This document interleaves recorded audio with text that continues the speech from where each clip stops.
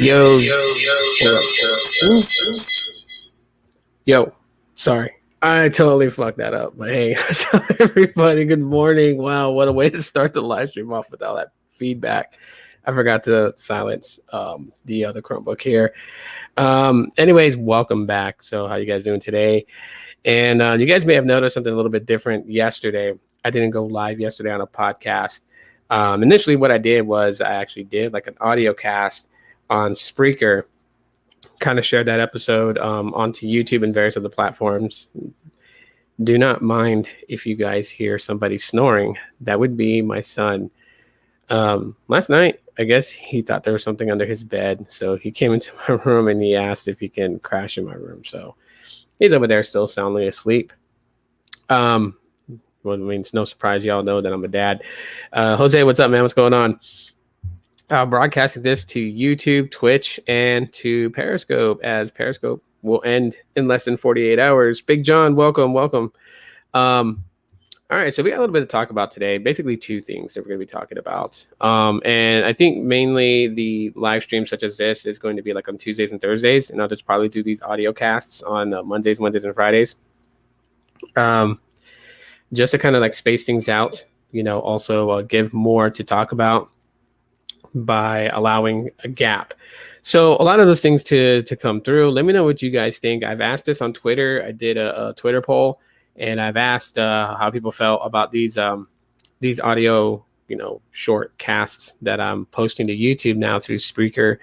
And is it cool with everybody? Does everyone want it in video? I don't know. I'm just, trying to bring something entertaining and informative at the same time. But anyways, you guys give me your feedback. For those that's watching the replay, feedback can be given in the comments. I really, really, really appreciate the feedback on that. Anyways, let's kind of go with the elephant in the room. And this has been talks of what's going on. Hey, what's up, Latrell? How's it going, bro? And so this is something that's kind of interesting to see Google and T-Mobile reigniting their partnership. And I say reigniting because this is not the first time that Google and T-Mobile have had some sort of partnership such as this. If people kind of forgot, it was actually T-Mobile where the first release Android device was launched. It was launched on T-Mobile, the Htc G1. I remember that specifically because one of my heroes here on YouTube, Christopher Chavez, did a lot of videos on custom ROMs for the Htc G1. So, and that's what really inspired me to make a YouTube channel. So, yeah, anyways, just kind of bring up some information here when it comes to what are we going to expect from this deal. And this kind of coincides with the recent news being reported by the homies, and that's T-Vision is done. So, I never subscribed to T-Vision. I know some people may have, but I did not. And, obviously the reasons why they're shutting down T-Vision, obviously T-Mobile's hemorrhaging money. So it's not a good fit for them to have T-Vision. But if you guys want to know more of the insights of T-Vision, then check out Sneed Mobile Tech. And he talks extensively about T-Vision. And then him and I think it's Tech Life. Both go in on what was a downfall for T-Vision. So definitely check out their live stream. I think they did it yesterday. And you guys can get more information on that. But out of the negativity of that, sprouting with the T-Vision thing, we get a partnership deal with Google and T-Mobile partnering up. And this is a multi-year deal. So this is kind of interesting to see what's going to happen here. Then I'm going to give my analysis on it. Let me get to this comment here real quick. So it says, I hope T-Mobile and Google know what they're doing. You said it best.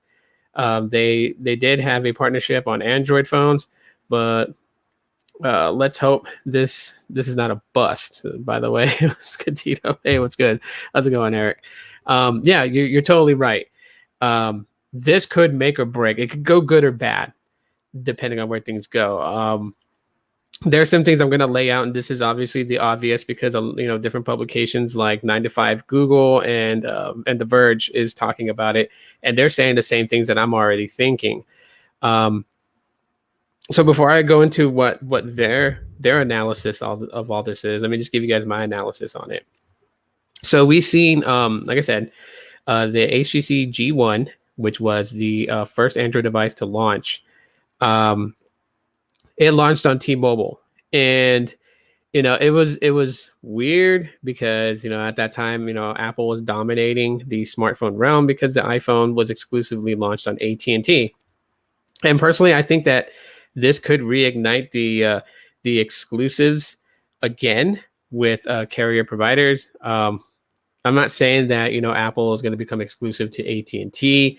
I'm not saying anything like that, but they could reignite their partnership to battle against Google and T-Mobile, which would be an interesting thing. But then, where does Verizon go with this? Like, who does Verizon partner with? Because in the last couple of years, Verizon's been the partner with Google when it came to the Google Pixels, right? With last year's release of the 4A, the 4A 5G, and the 5, Verizon had an exclusive 4A 5G specifically for them. You would not access millimeter wave unless you got that particular 4A 5G through Verizon. So technically, there was like two different versions of the 4A 5G. You had the unlocked model that could run on any carrier, and that one only got sub-6 5G. Then you had the Verizon model that was able to access millimeter waves, such as the Pixel 5 can. And that was kind of like, a way to kind of make sales on Google Pixels. But Google Pixels are very hard to sell. They're very hard to sell because there's not too much marketing behind them. Google really doesn't push it. I mean, in the last year, I've seen advertisement for Google Pixels. Like, I've seen advertisements for the 4A 5G on TV, which was unheard of because, I never seen them really do anything like that. So, and that, I know that, I mean, I don't have TV service at home, but, when I went to do laundry, I was watching the TV in the laundry house, and then all of a sudden I seen an ad for the 4A 5G, and I was like, wow, that's interesting. Never seen Google do that before. But that's because Google never really pushed behind the Google Pixels. You can only imagine that if Google actually had that type of skill set to market their products and just how well the Google Pixels may have sold. I mean, anyone else that's like a nerd and geek, they know what the Google Pixel is, and some of them critique them superly and will give it a very harsh critique, and and some of them are just like, some people are just really nerded out about Google Pixels and just like what they do. Jose, what's up, man? Welcome onto the YouTube side. You was on the Periscope side just not that long ago. But anyways, but there's more to it than just that. I mean, this is going to impact RCS messaging. This is going to impact YouTube. Hey, Gene, good morning. What's up? So, I mean, there's a lot here at stake when it comes to the T-Mobile and Google partnering. And, the other elephant in the room, besides the fact that the first Android phone to go commercially launch was the Htc G1, and it was launched on T-Mobile. The other thing that we have to also look at too is the partnership that was already in place before this partnership with Google and T-Mobile. And that was, and it's still active today. It hasn't really been a bust, but people aren't biting as they would hope. But that would be Google Fi, because Google Fi and Google and T-Mobile have a partnership with Google Fi. Google Fi being an MVNO that uses T-Mobile and Sprint's network at a time before Sprint went bye-bye. And it also uses US Cellular. So these are determining factors. So what do I think is going to happen with this? And I'm hoping that this is going to be the much needed thing to finally get Google Pixels to shine on it. For the simple fact that, I mean, T-Mobile, whether you like them or not, they have a pretty good marketing thing. Who knows what kind of deals that they can bring for Google Pixels to put more pixels in people's hands. Google almost was successful with that route, getting more pixels in people's hands by literally coming out with the A series, bringing a much cheaper version of their flagships to the table for people to actually try out. There wasn't really a huge drastic difference as far as user experience between the A series from Pixels and then the Pixel flagship devices, other than the neat little features you would get with the flagship. Excuse me. And of course, an IP certification rating given to them, as well as wireless charging and kind of premium material build. That's pretty much it. But as far as like the user experience on the A series and the flagship Pixel, nearly identical. You really wouldn't see all too much of that. That's because Google was really showing just how well they can optimize Android for the hardware. Hey, What's up, Mr. Carter? So, you know, Google kind of had that already, but now that they're going to have this partnership with T-Mobile, this could be what Google needed to really kind of get Pixels in more hands. Besides the fact that a lot of people were frowning upon last year's release of the Pixel 5 and that it was using mid-range specifications for the device, and really not really mid-range, but just the chipset was mid-range. Okay, Snapdragon 765G instead of going with the 800 series, and it looks like that the Pixel 6 this year is going to repeat that same process again. I'm not entirely sure. Rumors and rumors and rumors, but until it launches, we won't know for sure. But the Pixel 5 has just been a pretty solid device. I will tell people that because I use that as my daily driver. I use both the Pixel 5 and I use an iPhone XS still. And so that gives me the best of both worlds of Android and iOS, and a stock Android, mind you, without any other UI skin on top of it. But this goes beyond just the Pixels. Like, I'm talking about the Pixels because that's the one that I feel like that needs the most help in marketing with this partnership, and how T-Mobile can really help Google with that. But there are other things that factor in. I mean, with Metro by T-Mobile and on Google Fi, you have access to Google One cloud storage. And this comes at a time where Google Photos is about to kill off the unlimited high quality photo uploads unless you have older Pixel devices from the Pixel 5 all the way down to the Pixel 1. If you are uploading photos from those specific devices, then it will be considered, an unlimited high quality upload. You can't trick it. You can't have like two phones connected. Like, you have like one line on Verizon, one line on AT&T, and you put like a Pixel 5 on AT&T, and then you have your newer device on Verizon. And then they say you take photos on your newer device. Even if you get a Pixel 5a or a Pixel 6 and you're taking photos on that, and you're backing up to Google Photos, just because you have another phone signed in on your Google account, which is with the Pixel 5, doesn't mean the photos you take from the 6 is going to back up and be considered unlimited. It's going to count against whatever storage option you have through Google One. So, the only other workaround that I can suggest to people is that if you're going to back up and you're not worried about the picture being scaled down a little bit, then whatever photos you take, whether it's any of the newer Pixels or the newer Samsungs, or even Motorola devices, send them to your Pixel 5 or whatever Pixel device you have that's older, like a Pixel 5 or older. Send it to that phone and let that phone back it up in, and then it's unlimited. Kind of sad how Google Photos is working, but I digress from that because that's another topic. But with Metro by T-Mobile, which is what a service that I have, one of my services that I have, I do have the Google One subscription for that. And so it allows me to back up and do all those things. Michael, welcome in.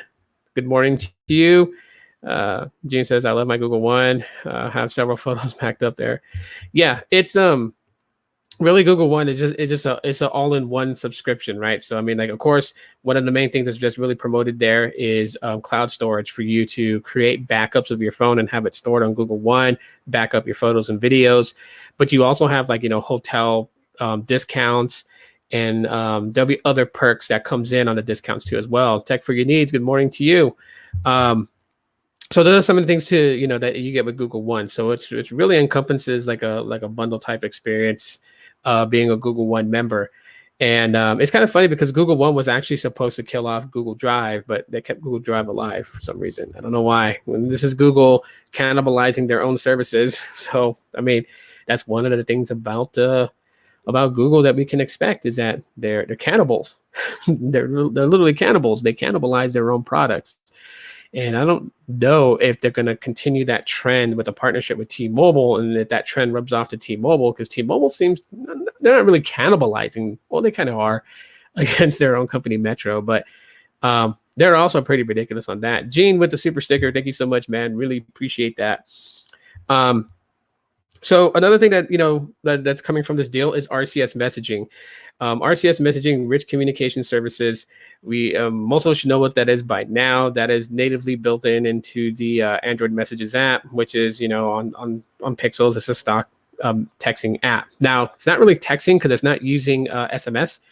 It's actually it's using your connection, whether it's data or Wi-Fi, and what it does really, like the big benefits of RCS messaging is that when you're sending photos from one Android user to another and both phones have RCS connection, then like if you take a photo, you send that, it's going to send it in the same or near same quality that you took the photo in to the person that's going to receive it, instead of like where you use MMS messaging. When you would send a photo, it would actually really like intensely scale down the quality of the photo and then send it.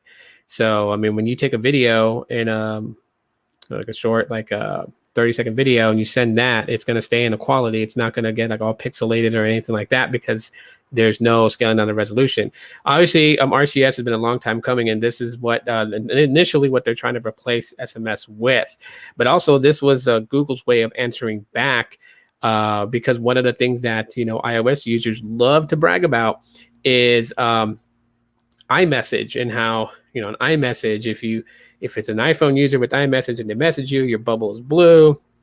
You can tell when the person read the message or didn't read the message, or if they received the message. It's end-to-end encrypted. All those good things they tout about. And it's really funny because those that are big fans of iMessage love to trash RCS, but RCS does exactly the same thing that iMessage does. Okay, it's end-to-end encrypted. You can send video and photo in its normal quality.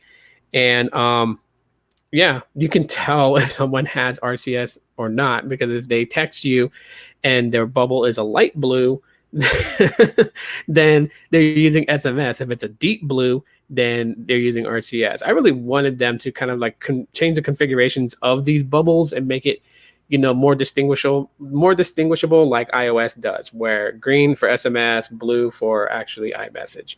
That would be cool for, RCS messaging on Android to be like, let's say go with an unorthodox color that pops. You know what I mean? Like like light blue for SMS, like a bright yellow for RCS. Something like that. Coffee, what's good? Welcome. Good morning to you, or good afternoon to you.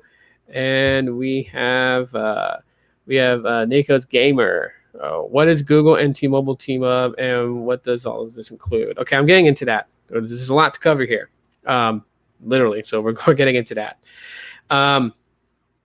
So, that's one of the things that T-Mobile had already announced going forward with this partnership with Google, and that is that their devices, the devices that are on T-Mobile, Android Messages is going to be the default messenger. So even if you were to get like, let's say the Samsung Galaxy S22, which normally would use, Samsung messaging as default, with T-Mobile, one of the things they will request from Samsung is that devices that are going to be T-Mobile branded, they must have Android Messages as a default messenger. So this is actually really going to help push RCS even more, because that was one of the biggest problems with RCS and the fragmentation of it, is that, if you bought a Pixel or you bought like a near stock Android experience, hey, Kimon, how's it going?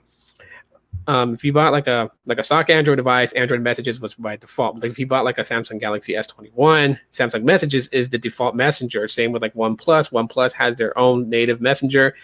And so that was one of the hugest problems about getting RCS pretty much pushed out there, was the fact of other OEMs relying on RCS from their ends. If there was only one messaging app, then that would be totally easy. If all the OEMs relied on Android Messages and didn't have their own native messenger, then RCS would have been rolled out much cleaner and much better. But because Samsung wants its users to use Samsung Messages, and OnePlus wants their users to use the OnePlus messaging app, kind of like defeats that, making it, work together.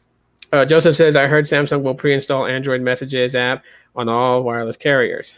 I mean, it may. I don't know. That'd be kind of weird, though. I know that they're doing it for T-Mobile Samsung devices, because that is the new deal that T-Mobile and Samsung are going to have now that Google and T-Mobile is partnering up again. But yeah, basically, so if you just know this, that in the future, because this stuff they say will kick in by the end of this year.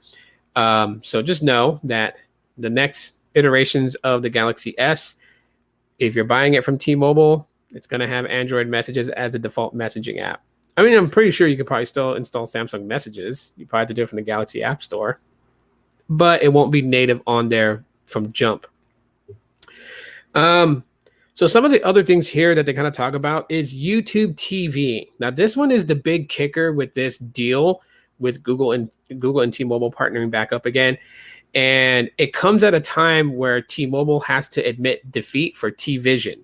So this is where it kind of covers that. And this is why I say, like, you know, the live stream that Sneed and them did last night, this kind of plays partner to their stream, because they focused really on T-Vision and its downfall. And they did mention the partnership with Google and T-Mobile, because obviously it should be no surprise to anyone out there who follows the tech industry like this to know that this deal came to fruition because T-Vision was one of the things that was failing. Now, T-Vision was hemorrhaging a shit ton of money, according to Sneed, by the way that he expresses everything.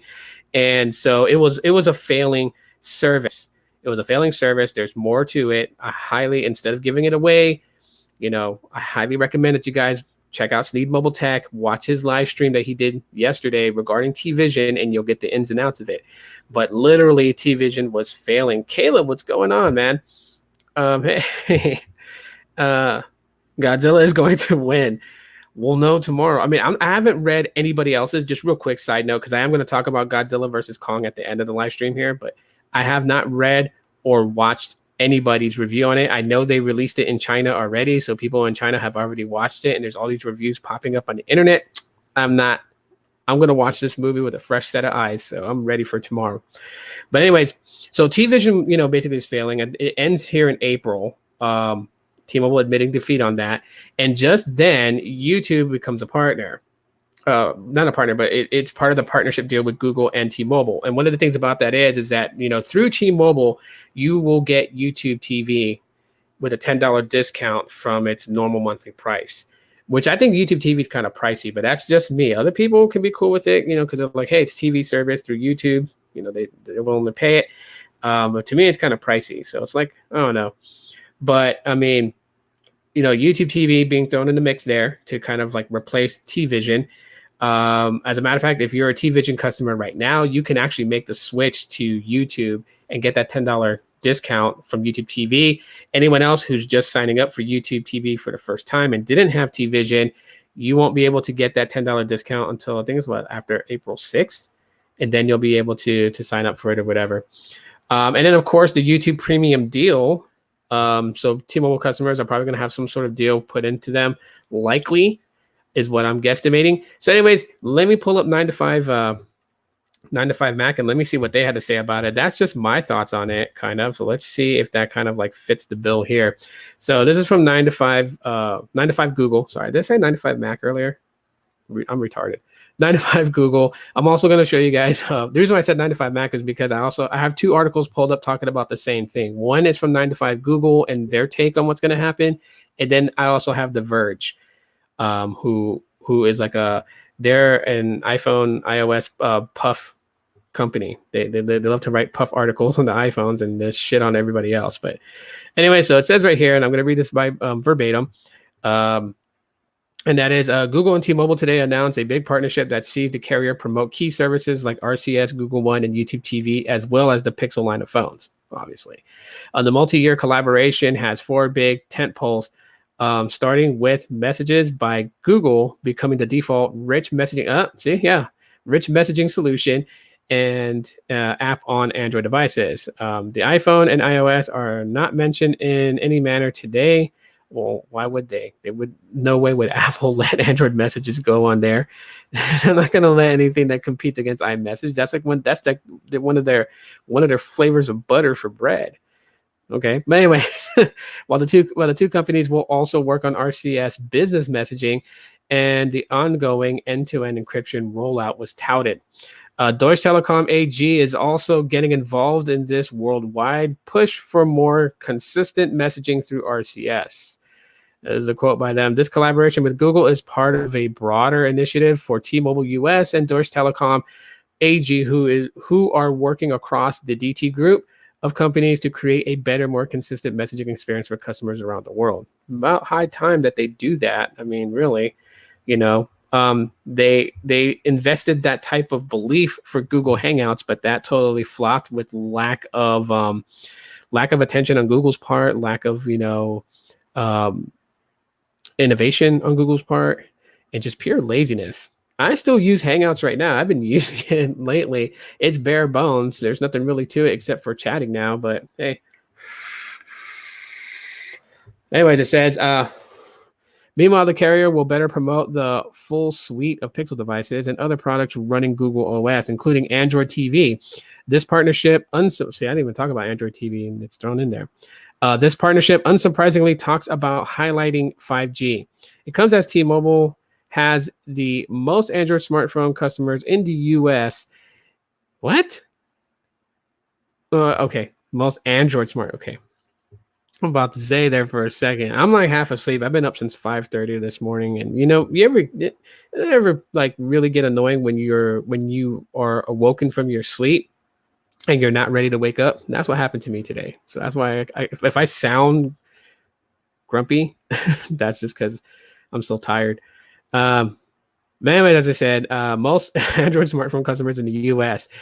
In that vein, Google One will become the preferred phone backup and cloud storage. Well, I mean, they already kind of have to be, because Google Photos, like I said earlier, Google Photos is cutting off that unlimited high quality. So, I mean, you were already limited when it came to the full resolution backups on Google Photos. High quality is where they scaled it down just a little bit, and they're taking that away from everybody unless you have a Pixel 5 or older, and that kind of sucks for everybody.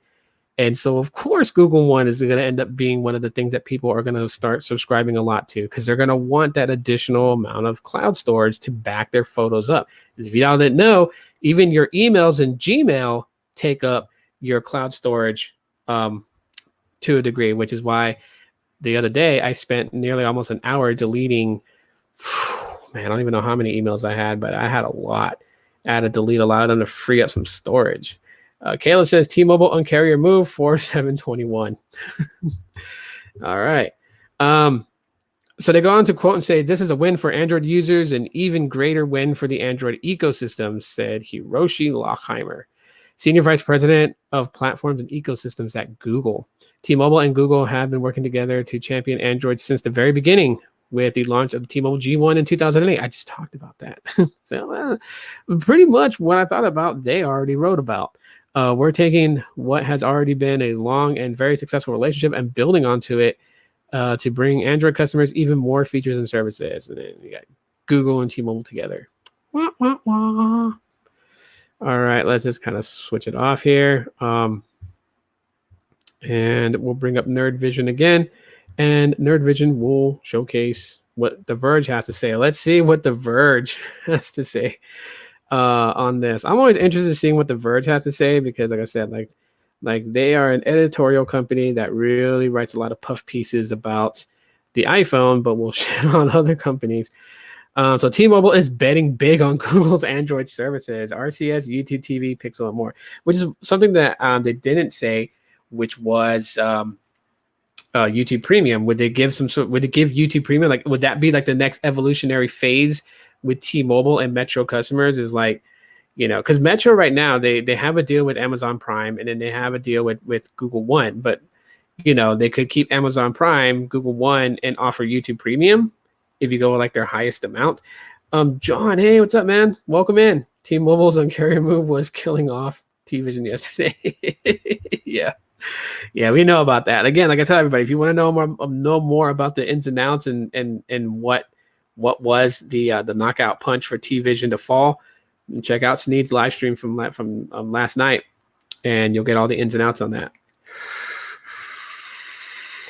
All right, so let's listen to this puff article. Well, it's not a puff article, but let's listen to the Verge. Let's see what they have to say about this. So they say Google and T-Mobile are announcing a huge partnership today, with carrier agreeing to showcase a suite of Google services on Android phones sold on the carrier network. The list includes officially supporting Google Android messages. That's probably, side note, that probably has to be like the only thing really changing when it comes to it, because before this repartnership with T-Mobile. When you bought an Android phone from T-Mobile, you had a slew of different Android services already in it. Like you had YouTube Music. Some people had phones that YouTube Music was like default on, or Google Play Books. You know, Google Drive. There's Gmail. They're already on there. Those are considered Google services. So I don't know. The only thing that just really stands out is Google Messages. Really, that's the only one that's really going to stand out here. That's because Samsung had Samsung Messages as its default. But like I said, T-Mobile, Samsung devices next year, because they said by the end of this year is when all this stuff will be done. So that means that next year, 2022, that will be where when you buy a new Samsung device on T-Mobile, Google Messages will be the default messaging app on the phone. So no, I don't want to. I don't want to get notifications on my Pixelbook from The Verge. But anyways, so going back to it real quick. Yeah, so it includes it on T-Mobile Android phones, dropping T-Mobile's own TV service for Google's YouTube TV, and then showcasing Google One as a default backup service, expanding support and sales of Google hardware like the Pixel. Yeah. Yeah, I laugh at that when they say that. Because I don't know, is T-Mobile going to start carrying the Google Nest Hub Generation 2 in their stores to buy? Like, are they going to start grabbing Google Wi-Fi hockey pucks and selling them in stores? I don't know. We'll see. We'll see if we start seeing like Nest home smart hardware being sold in T-Mobile stores besides Pixels. This says T-Mobile and Google says the carrier has the most Android smartphone customers in the U.S. With this big partnership, those customers will have a phone that is more likely to showcase native Google services instead of less well-supported services from the carrier or manufacturer. It's also a big win for Google, which will finally see another U.S. carrier besides Verizon take a real shot at promoting the Pixel line of phones. Pixel sales in the US have not reached any sort of real critical mass, though they've done better since Google started selling less expensive versions like the 3A and the 4A, which I talked about earlier. Earlier on, Verizon was the premier partner, but it never materialized into big numbers. But the biggest news is probably that T-Mobile is winding down its Live Plus, and Live Zone services in favor of YouTube TV. T-Mobile customers get $10 off that service, and there will be various other offerings, including 3 months free of YouTube Premium. So yeah, I mean, we've gotten YouTube Premium for 3 months free. Some of us probably remember that when you first started a Google account, and then you went into like YouTube, and it's like, yeah, you can get 3 months. Some people got 3 months, some people got 1 month. It was like really luck of the draw to me, because I've made like 5 different Google accounts, and two out of the 5 were offered the 3 month, and the rest were offered 1 month. So, and that's how I got my YouTube Music for free. I mean, I'm really bad at that. Like with Apple, since I'm not really immersed in the Apple ecosystem, well, once my 90 days of Apple Music is up, I totally kill off the Apple account and create an entirely new one just to sign up for Apple Music and get 3 months free. I know I'm terrible. Anyways, but yeah, that's actually pretty cool. So they do talk about YouTube Premium in this article. That's good. For messaging, it's yet another step forward in the long, convoluted, and harrowing journey to normalize the next-gen RCS standard across the U.S. Just this past January, some strange backroom dealings meant Samsung Galaxy S21 devices shipped with Samsung Messages as default in the U.S., while most of the rest of the world got Android Messages. Okay, was that what you're talking about, Joseph? Because, yeah, that's kind of weird too, right? Like the rest of the world that got Samsung devices had Android Messages as default, but only in the US, Samsung Messages was default. That's kind of crazy. Samsung phones on T-Mobile will use Android Messages as default in the future, as will every other Android phone T-Mobile sells. So that means that what's that one that T-Mobile has? The Revelry, whatever it's called. I guess, yeah. Let's see. Google says the switchover will happen by the end of the year. So that's what they had to say on it. And wow. Hang on. I didn't even pop that on here for you guys. So stupid me. Yeah, so I mean that's what The Verge pretty much talks about right here. They show a picture of the Pixel 5. Really, in the first top half article, they're really just kind of emphasizing on the 3A and the 4A, and that's what Google did to really get more pixels in people's hands, was to go with the more cheapo and affordable version of their flagship pixels. Let's go to the comments here. YFS says, "Oh, YFS, what's up, man? Welcome." Says, "I used to do that with Netflix." Nice. June says, "Here we have Xfinity and Comcast." Oh, Caleb had to dip out. All right. Well, Caleb's probably not even here anymore, but later, Caleb, he's got to attend the meeting. Gotcha. But appreciate you for popping in. Los Angeles, you called it. Verizon hotspot saving my butt right now. Nice. Let's see. John says, Andy Rubin would be proud. Kind of funny you bring up Andy Rubin. After all the allegations against Andy Rubin, I'm surprised that people still talk about him. Oh, man. YFS says Google Messages, FTW. Yeah. Google Messages is not bad. And like for a lot of people who really downplay Google Messages with RCS messaging and say that it's iMessage is better. It does the same thing. Someone who's going to argue with me, fine, argue with me about it, but I'm going to tell you again, it does the same thing. And if you're going to tell me what's my credentials, I got an iPhone right there that I use daily. And then I got a Pixel 5 right there that I use daily, and I use both. And I know people that have iPhones like Carlos, and I message him. And I know people that have Android phones that have RCS, and I message them. And I don't see a difference in what both of them do. But to me, it sounds like it's going to be a great thing. Who's Andy Rubin? He's like the founder of Android. He's one of the founders of Android, who, along with his business partners, sold Android to Google. Because I don't know if you guys remember like the actual first Android phone, but it looked like a BlackBerry. It looked like a BlackBerry, QWERTY keyboard and everything like that. It looked exactly like that. Well, actually, let's Google search it and see if we can find. Let's just do the first ever Android phone in beta. See if we can find some images for the first ever Android phone. I know that we're going to do the G1, but that's not the one that I'm looking for here. What I'm looking for is the first. Come on. Jesus, this phone is diluted in images.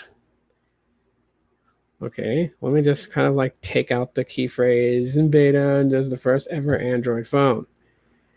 And there it is. Dun, da, da, da. Why did I call this the HTC Dream? This right here, this image, not the HTC Dream. This image right here, which actually, no, let me close it back out and let me just zoom in.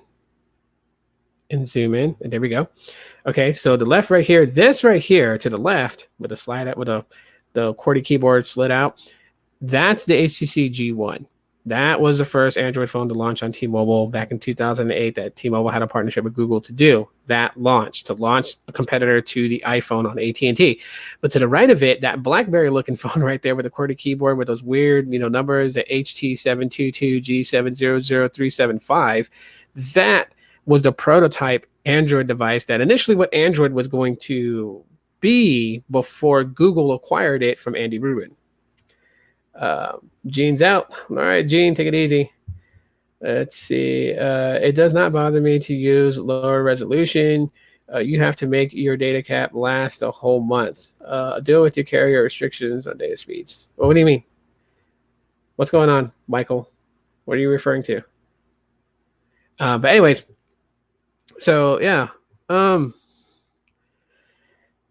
Let me give you guys the bad. Let me tell you guys what I feel like the bad is going to be with this, okay? And that is you have Google, who has a pretty significant graveyard. I mean, must I remind everybody just how much stuff Google has lying in the ditch, just dead. just like literally dead. And this could be a problem with a partnership with, a partnership with T-Mobile, because you're talking about T-Mobile, willing to, repartner back up with Google and push Google services. And so if they were to do this, Google would have to stop this trend.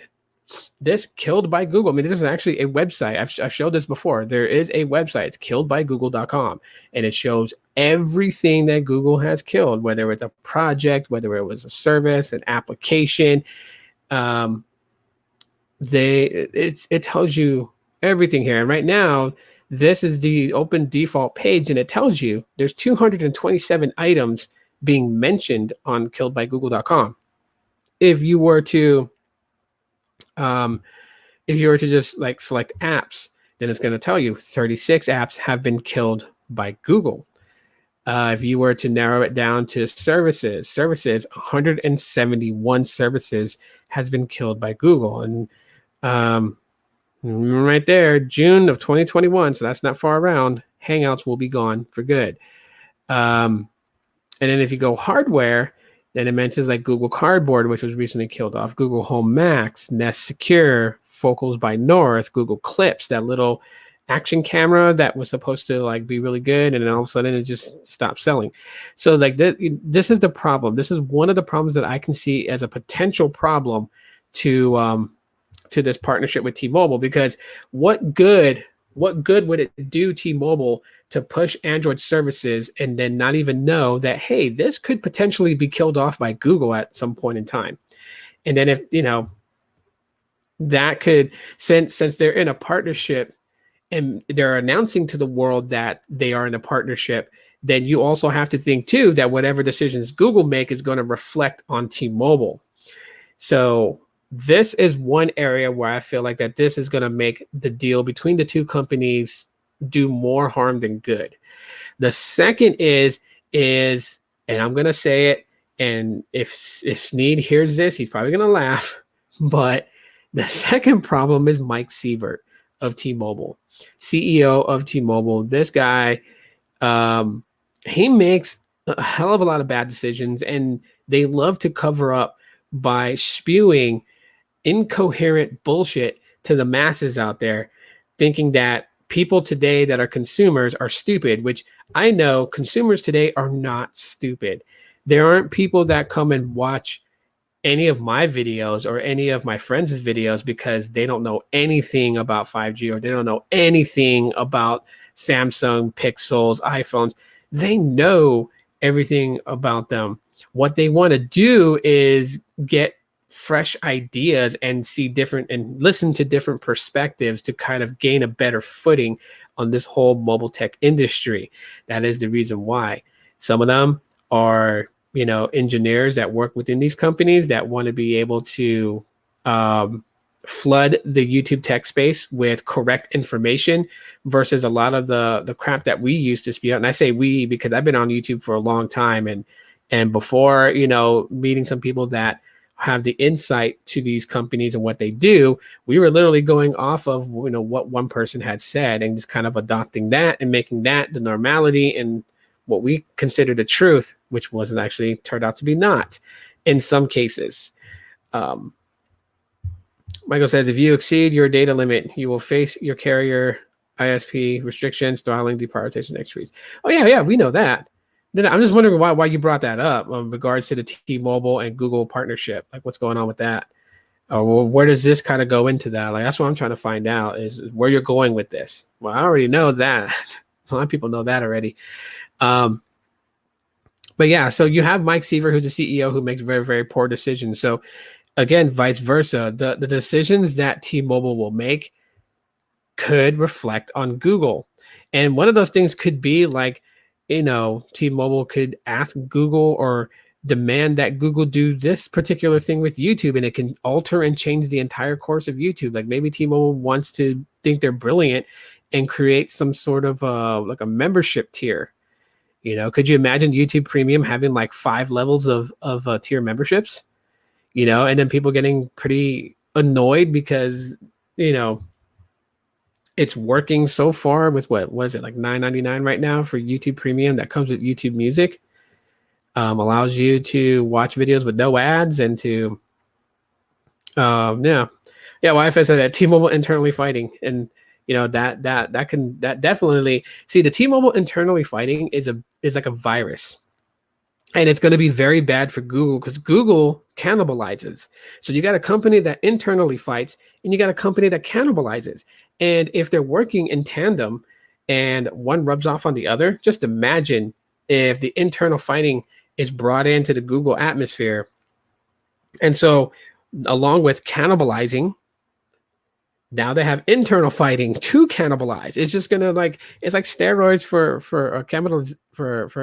cannibalizing in Google. And if people don't understand what I mean by cannibalizing or Google being a cannibal, let me put it to you like this. Google Duo, Google Meets, they both do the same damn thing. They are competing against each other with Google Meets being heavily pushed.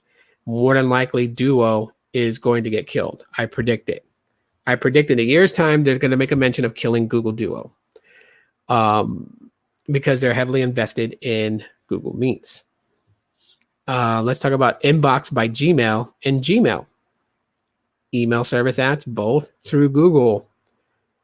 To me personally, Inbox by Gmail was far better than regular Gmail because it automatically sorted my emails out.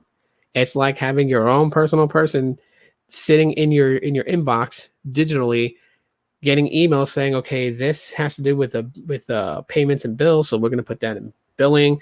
This is advertisement, we're going to put that in promotions. This is from a family member, we're going to put that in the regular inbox. This is for subscriptions, we're going to put that in the subscriptions folder. And I can just choose which emails I wanted to read. If I wanted to read about all my bills, and I go into my to my billing or my subscription folder in Inbox by Gmail, and all the emails I have to pertain to subscriptions and payments that are due are all right there for me to read.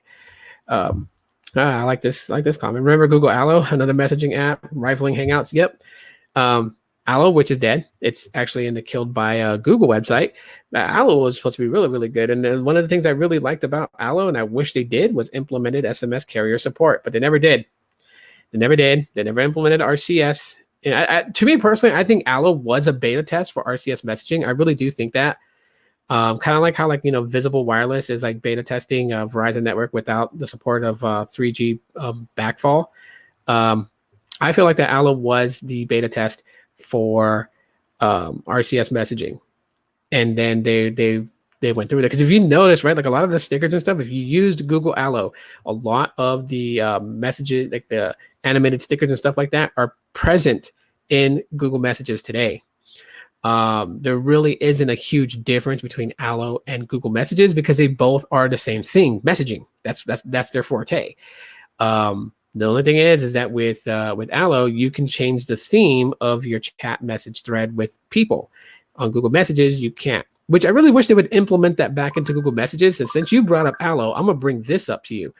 Do you remember where Google Messages allowed you to assign specific colors to threads? So like if it was my wife and she loves the color pink, I can make her thread use a pink theme. So it'd be like black and pink. If like my dad's favorite color was orange, then I could make his chat bubble orange.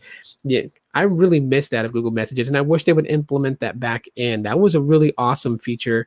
I know it's not a big deal. It's not innovative. It doesn't add anything other than looks to the whole thing. But it was good to be able to do that because first of all, I would have like a default color for just any old message thread. But if it was someone specific, I would assign them a specific color. So not just looking at their the name on the message thread, but also knowing that I'm like messaging my lady because her thread is pink. So I know I'm messaging her. There's no reason that I should be messaging her and telling her like, hey, make sure you have the house clean before I get home. Because I know it's not my son, because I can assign my son the color purple. And I would know if I'm talking to him through messaging. So I really wish they would have brought that back. I don't know why they removed that feature. I don't know why either. They never really said why. It just came out of freaking nowhere. All of a sudden, your Android Messages app got an update, and after after it got the update to the Play Store, and you went in there, all of a sudden everybody's color was gone, and everyone was just to the basic plain color, blue. So it's like, you know, I mean, they need to bring that stuff back. But that's the two big things that I think that would hurt the company: Google's cannibalism and T-Mobile's internal fighting and just lack of leadership could make it fall. Now, if they can find a way to help each other out on their weaknesses, I can see this being a formidable force. You're talking about, T-Mobile, who's like really trying to expand and get things going in the 5G market, and they're actually doing better. They're actually getting better. And then, a partnership such as with Google. Now, do I think that this would negatively impact Google Fi and possibly even kill it off? I hope not. I can't say that this partnership, if it tends to be solid, that Google would say, hey, you know what, we're not going to compete with you guys in the telecom space, so we're going to shut down Google Fi and just move all our Google Fi customers over to T-Mobile, because that would be a stupid move. There are people who actually like Google Fi. I liked Google Fi for a time, but it's not something I can rely on for the things that I do with my phone. I really go over 22 gigabytes of data a month. I mean, where I'm at right now, I have home Wi-Fi again. I could go back to Google Fi and it would work out just fine for me. I really could. But I'm not going to. I'm not going to go through all the humbug of jumping from Metro back to Google Fi and all that other stuff. It's just too much to do. Maybe when I feel more motivated to do it, you'll probably see a live stream that talks about I'm back with Google Fi again. Because one of the things I love about Google Fi is the data only SIM cards that you can get, and it eats off your allotted data per month. So I can put a SIM card in the tablet, and it's like as if I'm using my phone. And since at home I have home Wi-Fi, I know for a fact that I won't reach over 22 gigabytes of data, because I'll be mostly connected to Wi-Fi at home most of the time. When I'm gone away from home is when I'll probably, I've noticed this before for my patterns, that when I have home Wi-Fi and I'm in my day-to-day routine in life, and I leave the house and everything like that, by the end of the month before my bill cycle resets, my total usage of data at the max would be like 17 gigs at the max. But yeah, with no home internet, oh man, I'd kill 22 gigs in like a week and a half. Wi-Fi says I doubt they'll kill Fi. Exactly. So anyways, that's just my thoughts covering the Google and T-Mobile partnership.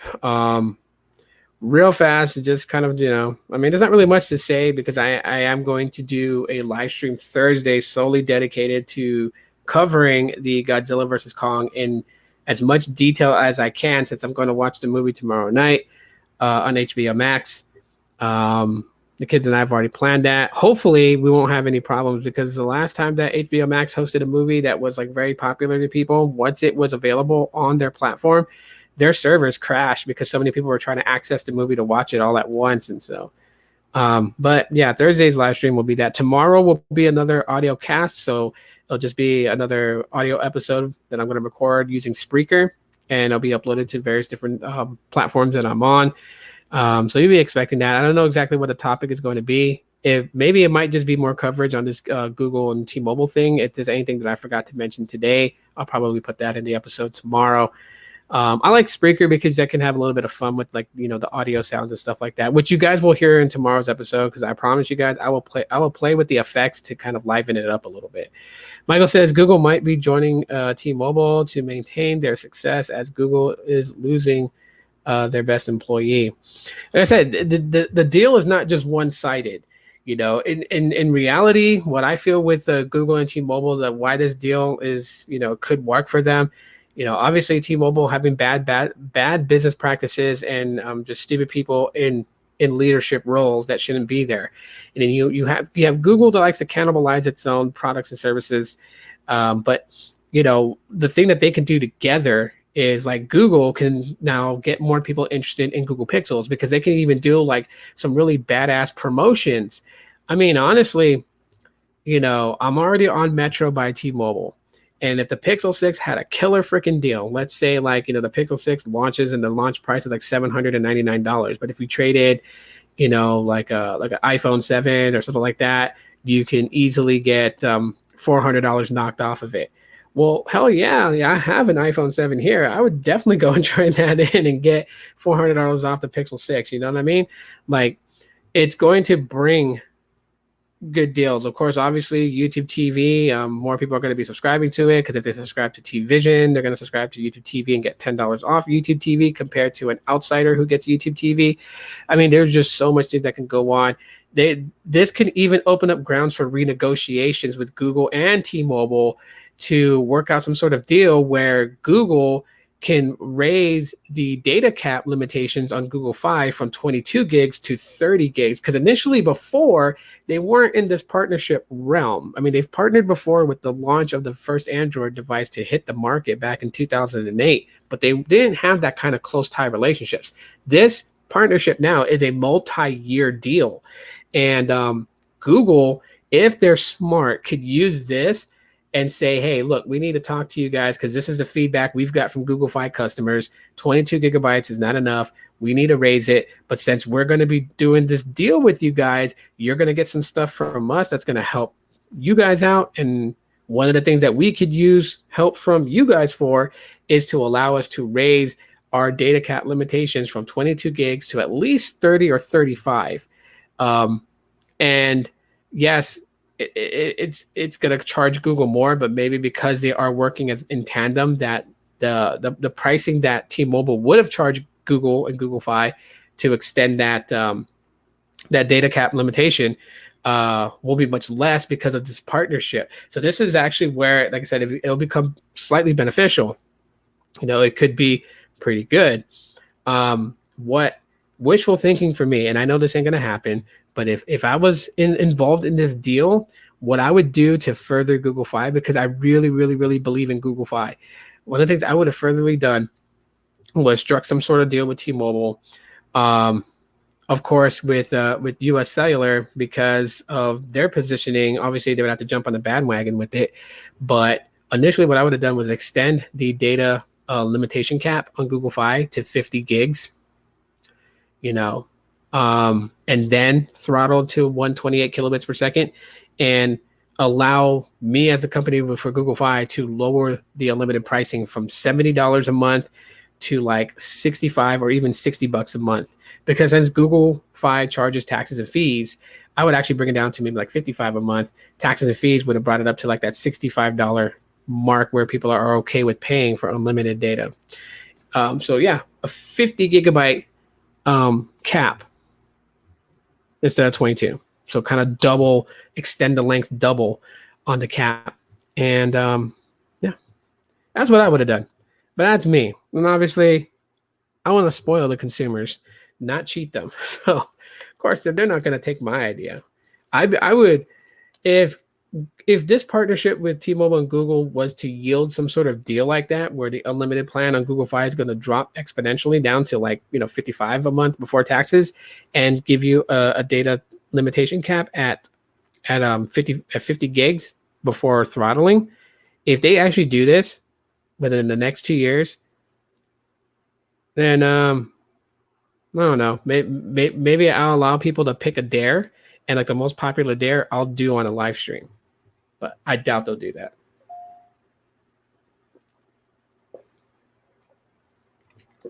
Anyways, so before closing this out, Godzilla versus Kong. The only thing I was going to ask you guys about Godzilla versus Kong is, who do you guys think is going to win? Do you guys think Kong wins, or do you guys think Godzilla wins?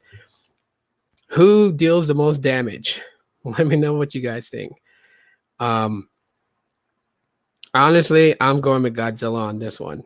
Well, I already know from like a lot of the dirt sheets that Mechagodzilla is the antagonist in this movie. He is.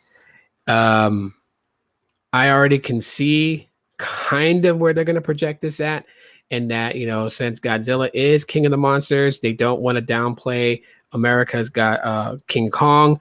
So obviously Kong gets his title king, as he is going to be king of Middle Earth, or the Hollow Earth. No, Middle Earth. And Godzilla roams the Hollow Earth. But both will get their respective titles, I think, in this movie. But I do feel like that it's going to end up being a tag team match. I honestly feel so. This is my predictions of it, and then when I do the live stream Thursday that covers the movie, then we'll find out if my predictions is right. But in a quick synopsis, what I think is going to happen is that from what I know of the movies, so Apex has one of Ghidorah's heads, the one that was bitten off in the water right before they used that oxygen bomb on Ghidorah and Godzilla. Apex gets the head of Ghidorah, and I believe they're going to use that in some sort of way with Mecha Godzilla. I don't know how, but I feel like that's what they're going to do. I think that while Apex is testing the built robot of Mecha Godzilla, every time they turn it on, I feel like that it sends off a signal that Godzilla recognizes as Ghidorah, not as Mecha Godzilla, because he's never seen Mecha Godzilla before. So he thinks Ghidorah is around. But at the same time that I feel like at the same time that he feels Ghidorah's presence is the same time that Monarch takes Kong off of Skull Island. And obviously, between the two, I guess the neutral, the neutral piece between the two was that Kong stays his ass on Skull Island and Godzilla can roam the ocean and go where he wants. So I feel like that, Godzilla's already pissed off and cranky because he feels the presence of Ghidorah, who he killed in King of the Monsters. And then he also feels Kong's brainwaves no longer on Skull Island. So that probably adds just more fuel to the fire. And he goes to find out why Kong is gone. They have their attack fight on that ship, which they show in the trailers. But I feel like that, with the whole trailer synopsis of there was an ancient war between them, they're the last two standing. I feel like, yeah, okay, that's it. They're going to battle and fight it out. And then Mecha Godzilla is going to enter the fray. And Godzilla and Kong are going to have to work as a team to beat Mecha Godzilla. But I do feel like within the fight between them, I feel like it's gonna be a stalemate fight. One of the fights they have, one of them is going to dominate the other one, and then the next fight that they have, the other one's going to dominate because they already mentioned and said that there's going to be multiple confrontations between Kong and Godzilla. So I feel like that's what's going to happen. It's just a stalemate between them two. And then them two working together to take down Mecha Godzilla. Both of them have their respective titles as king, as one will be king of Middle Earth, one will be king of the Hollow Earth, or the Titans, and that's where I feel like it's going to go from there. So that's just my predictions to Godzilla versus Kong. We'll find out if that is true after tomorrow. But anyways, I do want to thank everybody for coming in and hanging out regarding the Google and T-Mobile partnership. Again, if you guys think of anything, please come back here, put your comment in the comment section for other people to read.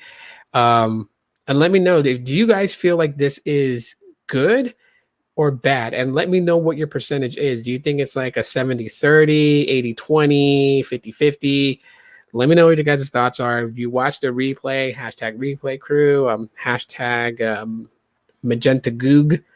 To let you guys watch this, and then also that is pretty much it for right now, guys.